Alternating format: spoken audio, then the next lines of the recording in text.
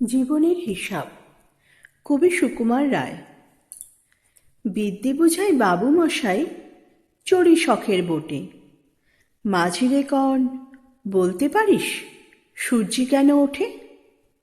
যাত্রা কেন বাড়ে কমে, জোয়ার কেন আসে? বৃদ্ধ মাঝি অবাক হয়ে ফেলফেলিয়ে হাসে।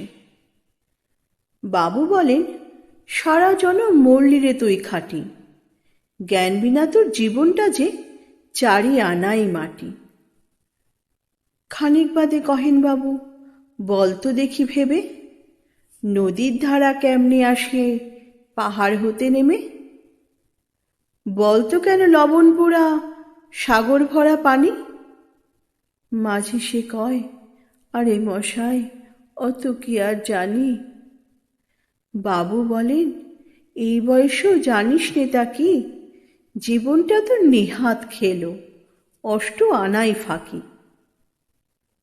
আবার ভেবে কহেন বাবু, বলতো ওরে বুড়ো, কেন এমন নীল দেখা যায় আকাশের এই চূড়ো?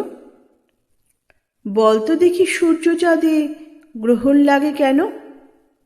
বৃদ্ধ বলে, আমায় কেন লজ্জা দেছেন হেন? বাবু বলেন, বলবো কি আর বলবো তোরে কিতা, দেখছি এখন জীবনটা তোর 12 আনাই বৃথা। খানিক বাদে ঝড় উঠেছে, ঢেউ উঠেছে ফুলে। বাবু দেখেন নৌকাখানি ডুবলো বুঝি দুলে।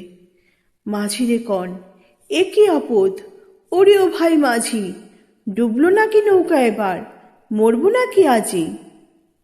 মাঝি শুধায়, সাঁতার জানো? মাথা নাড়েন বাবু। মূর্খ মাঝি বলে, মশাই এখন কেন কাবু, বাঁচলে শেষে আমার কথা হিসেব করো পিছে, তোমার দেখি জীবনখানা 16 আনাই মিছে।